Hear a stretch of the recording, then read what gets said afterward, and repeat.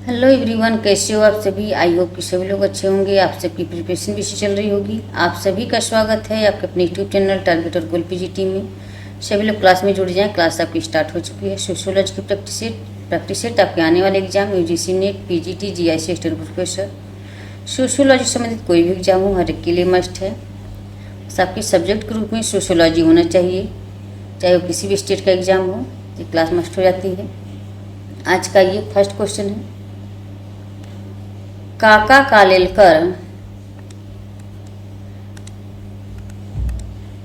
Kalelkar commission के अनुसार पिछड़े वर्गों के निर्धारण के मापदंड क्या हैं। काका कालेलकर कमीशन के अनुसार पिछड़े वर्गों के निर्धारण के मापदंड क्या हैं। व्यक्ति, परिवार, जाति, व्यवसाय। तो इसका राइट आंसर क्या हो जाएंगे, सभी लोग कमेंट करके बताएं।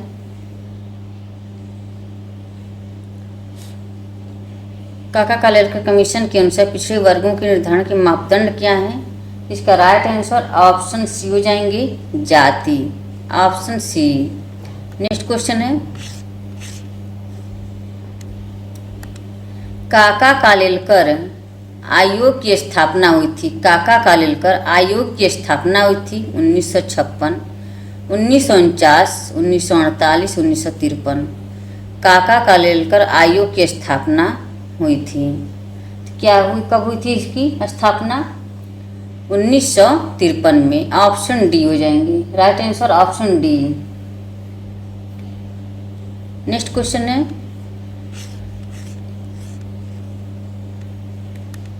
भारतीय संविधान में पिछड़े वर्ग का क्या आधार है। भारतीय संविधान में पिछड़े वर्ग का क्या आधार है। निर्धनता, परंपरागत व्यवसाय, भूमि जोत क्षेत्र, सामाजिक तथा शैक्षणिक पिछड़ापन। भारतीय संविधान में पिछड़े वर्ग का क्या आधार है। तो इसका राइट आंसर क्या हो जाएंगे, सभी लोग कमेंट में बताएं। ऑप्शन यहाँ पे डी हो जाएंगे, सामाजिक तथा शैक्षणिक पिछड़ापन। Option D. नेक्स्ट क्वेश्चन है, सन 1977 में जनता पार्टी सरकार द्वारा अपने चुनाव घोषणा पत्र में आरक्षण देने संबंधी वादे के अनुरूप पिछड़े वर्गों के लिए जिस आयोग का गठन किया गया उसके अध्यक्ष कौन थे। 1977 में जनता पार्टी सरकार द्वारा अपने चुनाव घोषणा पत्र में आरक्षण देने संबंधी वादे के अनुरूप पिछड़े वर्गों के लिए जिस आयोग का गठन किया गया उसके अध्यक्ष कौन थे। अशोक मेहता, एल.एम. सिंघवी, बी.पी. मंडल, अशोक चंद्र। इसका राइट आंसर क्या हो जाएंगे, ऑप्शन सी हो जाएंगे, B P. Mandal. Option C. Next question है,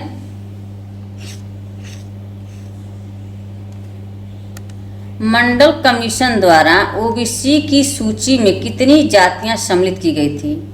मंडल कमीशन द्वारा ओबीसी की सूची में कितनी जातियां सम्मिलित की गई थी।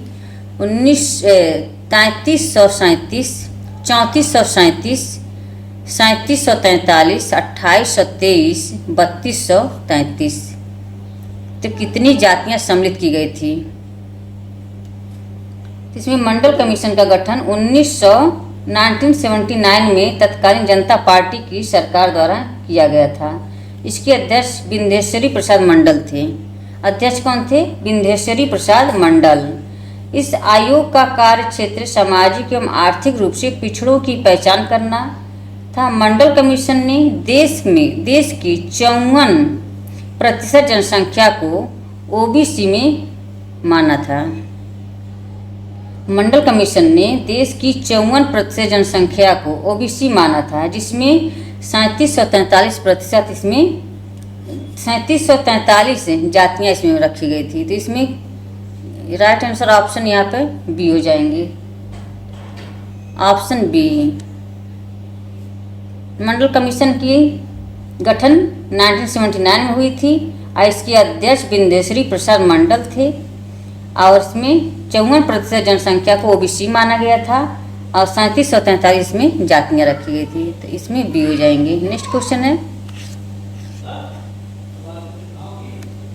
केंद्र सरकार द्वारा गठित बीपी मंडल की अध्यक्षता में पिछड़ा वर्ग आयोग बना था। 1979 में, 1989 में, 1980 में, 1984 में केंद्र सरकार द्वारा गठित होगी बीपी मंडल की अध्यक्षता में पिछड़ा वर्ग आयोग बना था। तो इसका क्या हो जाएंगे? ऑप्शन ए हो जाएंगे 1979 में, ऑप्शन ए। ये मंडल कमीशन की योजना मोरारजी देसाई सरकार में वर्ष 1978 में बनी, जिसका उद्देश्य भारतीय संविधान के अनुच्छेद 340 के अनुच्छेद 40 के लिए अनुच्छेद 15 और 16 की स्थिति का पता लगाना था।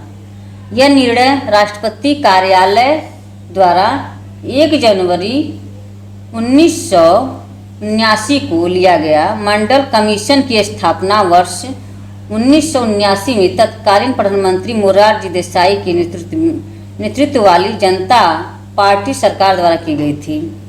तो उसमें सरकार किसकी थी? मोरारजी देसाई थे, प्रधानमंत्री थी ये। और ये 1979 में बीपी मंडल की गठन की गई थी।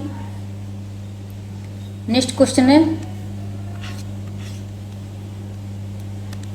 मंडल आयोग ने पिछड़े वर्गों के चयन के लिए निम्नांकित में से किसे महत्वपूर्ण माना है? मंडल आयोग ने पिछड़े वर्गों के चयन के लिए निम्नांकित में से किसे महत्वपूर्ण माना है? जातिगत, शैक्षणिक तथा आर्थिक आधार, बी सामाजिक, शैक्षणिक तथा आर्थिक आधार, जातिगत, शैक्षणिक तथा राजनीतिक आधार, सांस्कृतिक, आर्थिक, सामाजिक आधार। तो क्या हो जाएंगे इसके राइट आंसर? यहाँ सामाजिक, शैक्षणिक तथा आर्थिक आधार, ऑप्शन बी हो जाएंगे। नेक्स्ट क्वेश्चन है, सरकारी सेवा में पिछड़े वर्गों के लिए स्थानों के आरक्षण का प्रतिशत क्या है? सरकारी सेवा में पिछड़े वर्गों के लिए स्थानों के आरक्षण का प्रतिशत क्या है? 21, 21, 27, ऑप्शन सी है 22, ऑप्शन डी 28 है। तो इसका राइट आंसर क्या हो जाएंगे? ऑप्शन बी हो जाएंगे 27 में 27% आरक्षण का प्रदान किया गया है पिछड़े वर्गों के लिए। तो ऑप्शन यहाँ पे बी हो जाएंगे। नेक्स्ट क्वेश्चन है,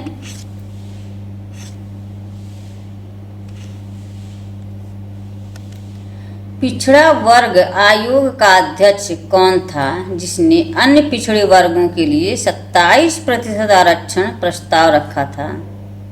काका Kalelkar, B R Ambedkar, B P Mandal, Jagjivan Ram. पिछड़े वर्ग आयोग का अध्यक्ष कौन था जिसने अन्य पिछड़े वर्गों के लिए 27% आरक्षण का प्रस्ताव रखा था? इसका राइट आंसर क्या हो जाएंगे? ऑप्शन सी हो जाएंगे बीपी मंडल, ऑप्शन सी। नेक्स्ट क्वेश्चन है, पिछड़े वर्ग की समस्याओं के निदान में किसने सबसे अधिक पहल की है? पिछड़े वर्ग की समस्याओं के निदान में किसने सबसे अधिक पहल की है? समाज नीति निर्माताओं ने, जगत गुरु शंकराचार्य ने, नेल्सन मंडेला ने, व्यापारियों ने। तो इसका राइट आंसर क्या हो जाएंगे? ऑप्शन ए हो जाएंगे समाज नीति निर्माताओं ने, ऑप्शन ए। नेक्स्ट क्वेश्चन है,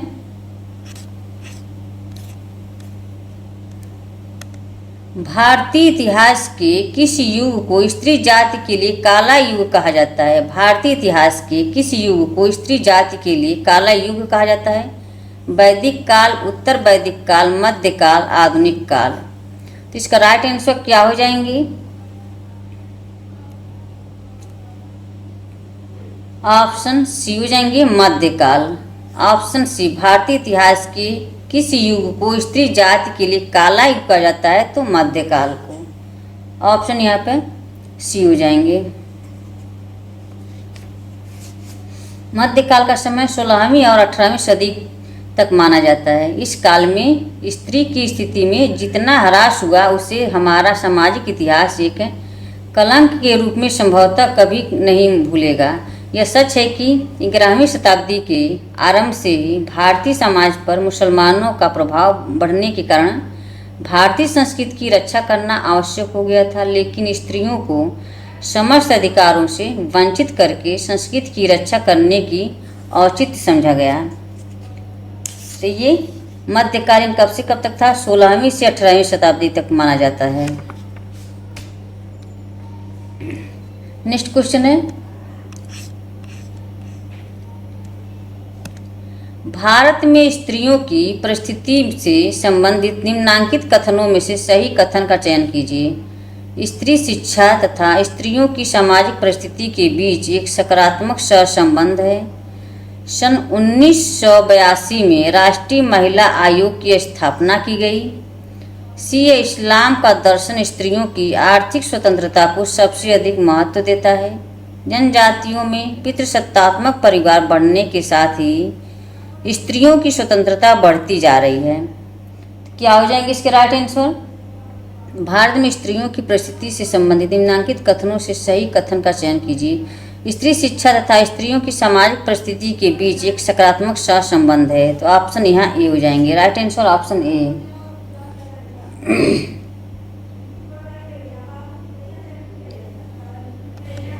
नेक्स्ट क्वेश्चन है,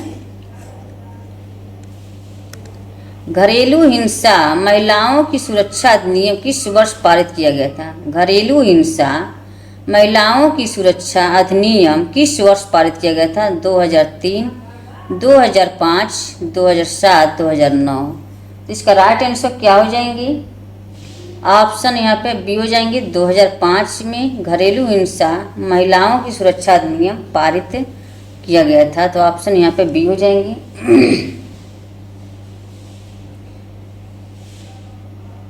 नेक्स्ट क्वेश्चन है, घरेलू हिंसा के विरुद्ध सर्वाधिक आवश्यकता है। घरेलू हिंसा के विरुद्ध सर्वाधिक आवश्यकता है संगठित प्रयास, कानून, घरेलू हिंसा अधिनियम 2005 की जागरूकता, समझदारी। तो इसका राइट आंसर क्या हो जाएंगे? घरेलू हिंसा के विरुद्ध सर्वाधिक आवश्यकता है घरेलू हिंसा अधिनियम 2005 की जागरूकता। Option C. नेक्स्ट क्वेश्चन है,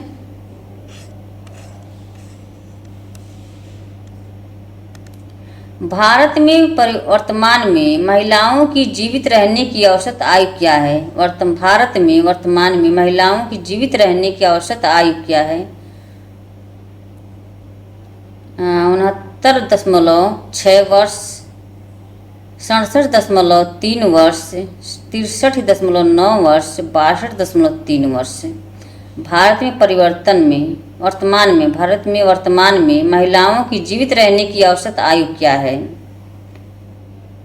तो इसका राइट आंसर ऑप्शन ए हो जाएंगे। 69.9 वर्ष, 69.6 वर्ष हो जाएगा। तो ऑप्शन यहाँ पे ए हो जाएंगे। नेक्स्ट क्वेश्चन है,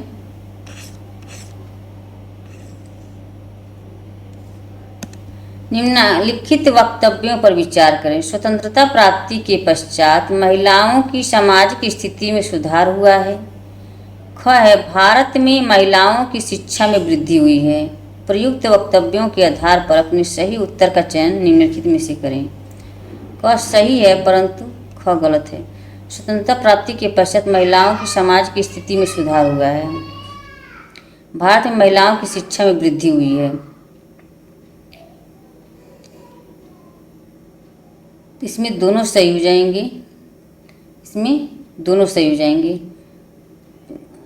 चयन कीजिए। तो इसमें कहा था दोनों सही हैं और ख वास्तव में उपयुक्त व्याख्या करता है। तो ऑप्शन यहाँ पे डी हो जाएंगे। नेक्स्ट क्वेश्चन है, निम्न में से कौन सा कारण महिलाओं की भारत में निम्न स्थिति के लिए उत्तरदायी नहीं है? निम्न में से कौन सा कारण महिलाओं की भारत में निम्न स्थिति के लिए उत्तरदायी नहीं है या नहीं पूछा है? संयुक्त परिवार, बाल विवाह, महिला शिक्षा, पुरुषों पर आर्थिक निर्भरता। तो क्या हो जाएंगे इसके राइट आंसर?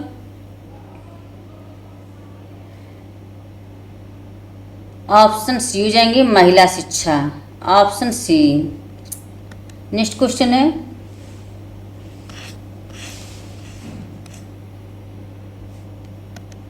भारतीय ग्रामीण समाज में ग्रामीण विकास कार्यक्रमों के परिणाम स्वरूप निम्नलिखित में से कौन सी सर्वाधिक अवांछित स्थिति उत्पन्न हुई है?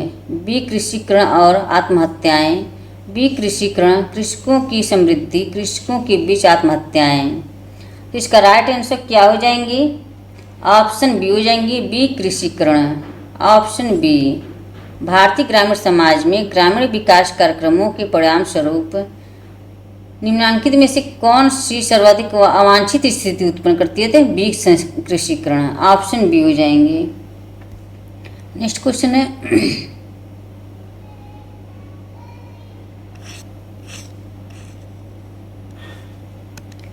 कथन और कारण से संबंधित क्वेश्चन है यहाँ पे। कथन ए, ग्राम नगर सातत्य की संकल्पना इस विचार के बिल्कुल विपरीत है कि ग्राम तथा नगर समांतर व्यवस्थाएं हैं।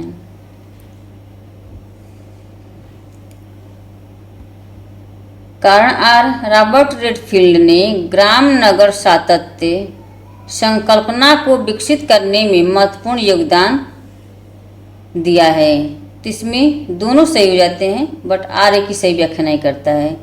ग्राम नगर सातत्य की संकल्पना इस विचार के बिल्कुल विपरीत है कि ग्राम तथा नगर समांतर व्यवस्थाएं हैं। रॉबर्ट रेडफील्ड ने ग्राम नगर सातत्य संकल्पना को विकसित करने में महत्वपूर्ण योगदान दिया है। तो दोनों सही हैं, बट इसकी व्याख्या नहीं करता है यार। तो यहाँ पे ऑप्शन बी हो जाएंगी। Right answer option B. Next question है,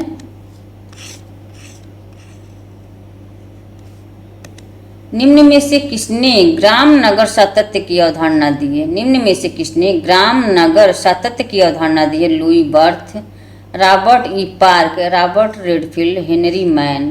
तो इसका राइट आंसर क्या हो जाएंगी? किसने ग्राम नगर सातत्य की अवधारणा दी है? ऑप्शन सी हो जाएंगे, Robert Redfield. Option C. Next question है फ्रेंड्स, एक बार सभी लोग शेयर कर दें क्लास को। क्लास से पहली बार जुड़े हैं, प्लीज चैनल को सब्सक्राइब कर लें। जितने लोग वाचिंग कर रहे हैं सभी लोग एक बार शेयर कर दें क्लास को।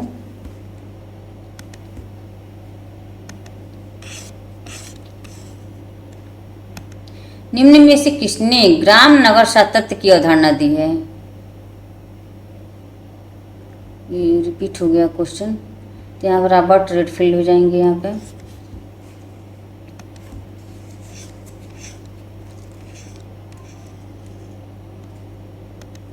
लोक नगरी सातत्य अवधारणा का प्रतिपादन किया। लोक नगरी सातत्य अवधारणा का प्रतिपादन किया मिल्टन सिंगर ने, रॉबर्ट रेडफील्ड ने, मैकी मैरियट ने, एस.सी. दुबे ने। तो इसका राइट आंसर क्या हो जाएंगी? लोक नगरी सातत्य, तो भी रॉबर्ट रेडफील्ड हो जाएंगे। ऑप्शन बी हो जाएंगी। नेक्स्ट क्वेश्चन है,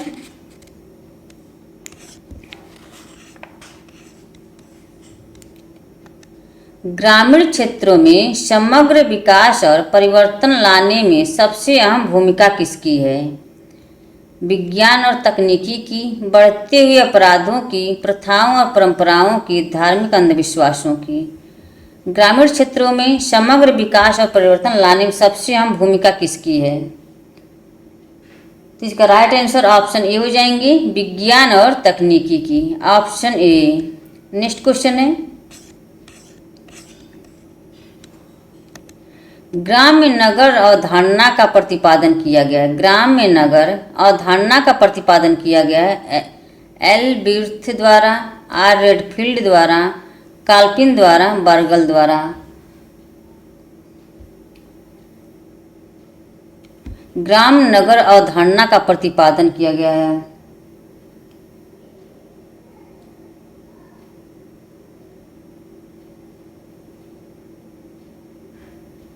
तो यहाँ ऑप्शन सी हो जाएंगे, गाल्पिन द्वारा। Option C. नेक्स्ट क्वेश्चन है,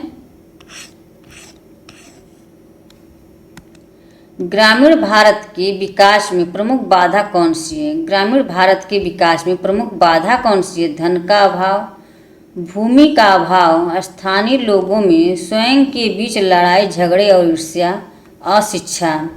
ग्रामीण भारत के विकास में प्रमुख बाधा कौन सी है? तो इसका राइट आंसर क्या हो जाएंगे? ऑप्शन सी हो जाएंगे स्थानीय लोगों में स्वयं के बीच लड़ाई झगड़े और ईर्ष्या। Option C. नेक्स्ट क्वेश्चन है, उस वर्ष को चिन्हित करें जिसमें समेकित ग्रामीण विकास कार्यक्रम को अमल में लाया गया था। 1980, 1981, 1982, 1985। उस वर्ष को चिन्हित करें जिसमें समेकित ग्रामीण विकास कार्यक्रम को अमल में लाया गया था। तो इसका राइट आंसर क्या हो जाएंगे? ऑप्शन ए हो जाएंगे 1980। Option A. नेक्स्ट क्वेश्चन है, समेकित ग्रामीण विकास कार्यक्रम का प्राथमिक उद्देश्य क्या था? समेकित ग्रामीण विकास कार्यक्रम का प्राथमिक उद्देश्य क्या था? श्रम की समस्याओं के समाधान के लिए, ग्रामीण बेरोजगारी को समाप्त करने के लिए, कृषि उत्पादन में वृद्धि के लिए, निर्धनता उन्मूलन के लिए। तो इसका राइट आंसर क्या हो जाएंगे?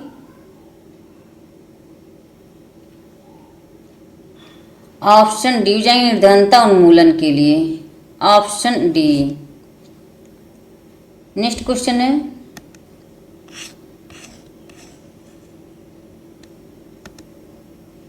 एकीकृत ग्रामीण विकास कार्यक्रम IRDP में शामिल नहीं है। एकीकृत ग्रामीण विकास कार्यक्रम IRDP में शामिल नहीं है या नहीं दिया है।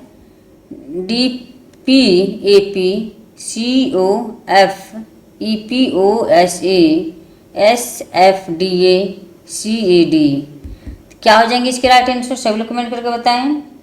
ऑप्शन बी हो जाएंगे COF, EPOS, OSA।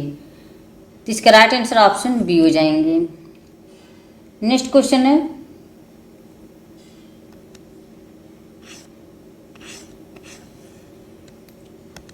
नीचे दो कथन दिए गए हैं जिनमें से एक को कथन ए तथा दूसरे को करण आर कहा गया है।